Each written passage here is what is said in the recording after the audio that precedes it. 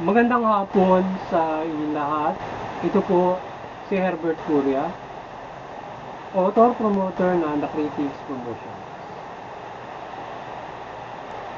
Ang ating boses at konstruktibong kritisismo, opinyon, komentaryo at konsultasyon sa negosyo, kakibat ang ating pananalig sa ating banal na Panginoon Diyos, banal na Panginoon sa Kristo, at gabay na kaliwan ng kalibungan sa Santa Maria, ay hinggil sa issue ng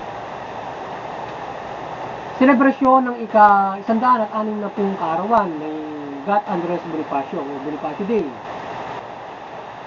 Sa okasyong ito ay ang ating Pangulong Marcos ng kanyang pagtanaw sa kabayanihan ni Gat Andres Bonifacio at hinikayat niya ang mamayang Pilipino na tularan at gayahin ang kanyang simulain na pagmamahal sa ating bansa o bayan. Inialay niya ang kanyang buhay para sa bayan at naging malaya ito sa kamay ng mapaniin o mapang-api na banyagang Kastila ng mga panahon noon. Ang ating kasundaluhan ay tinayuhan na maging makabayan sa lahat ng kanyang ginagawa. Ang The Critics Promotions ay mariing sumusuport sa mabuting pamahala, patas justisya at karapatang tanda.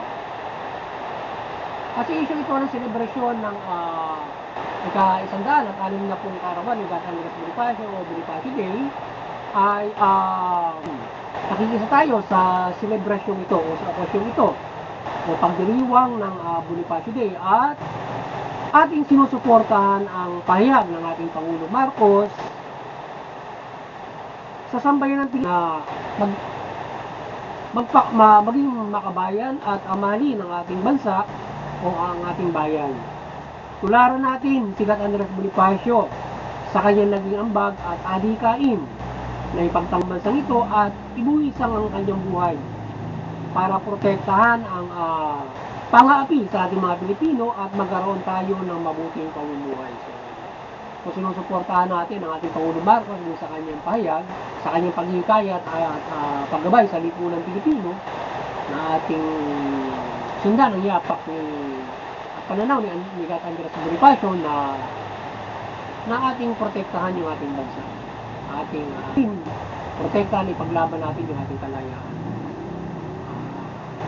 Wala sa ating panahon ngayon, sa mga kabataan at mga susunod pa na sa nila. So ating protektahan nito, ating pangalagaan ng ating soberenya, kalayaan, laban sa sino mang nais manakot, direkta o indirekta man. Taon-taon ay ating inuugnita ang mga kabayanihan ng ating mga martir na bayani mula kina Andres Bonifacio at iba't ibang tinanghayani mula sa panahon ng Kastila at Hapon at Amerikano at sa kasalukuyang bayani na dapat ay isa puso natin ito at patuloy na protektahan ang ating bansa sa mga dayuhan ng mapaniil at mga bayan. Magkaisa tayo mga Pilipino na pagsaluhan ang pamumuhay na nais ang ating mga bayani. So, doon sa taon-taon nating pagunita, bayanihan ay patuloy nating nakilain ang ating mga bayani ito. Yan, mula sa panahon ng Kastila, Amerikano, Hapon. Hindi lang inambag yung nagbigay sila ng malaking ambagin mula doon nga sa mga sibilyan upang tayo ay protektahan ng ating bansa laban dito sa mga dayuhan.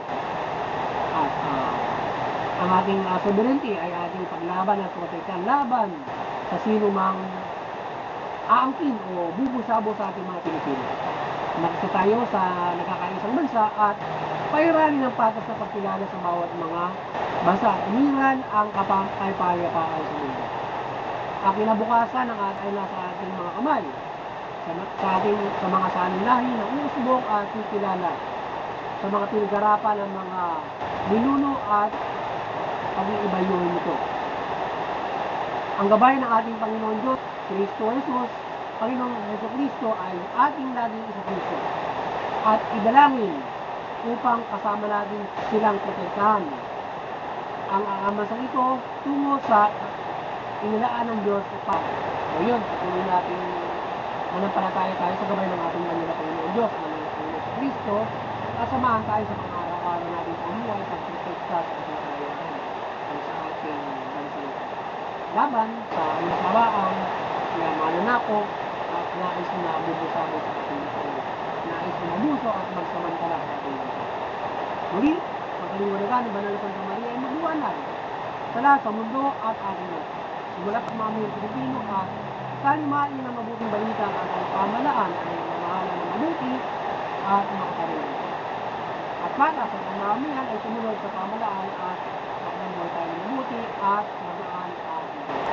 Patuloy tayo ng gabayan ng Banal na Santa Maria, maliwanagan ng bansang Pilipinas, pamahalaan ng mga mayroong Pilipino, at ating isabuhay yung mabuting balita. Yung mga pamahalaan ng pamahalaan ng mabuti, patas at pagbuhay ng ating ang mga Pilipino, makatulong tayo sa pamahalaan. Sa ngayon, bumuhay tayo ng makayapa, mahilag, at may kalikasan. Ngayon, kaya nangabutan nila, kala ang promotion ng promotion ng puso sa mga opinion, komentaryo at puso. Kaya nangabutan nila lahat.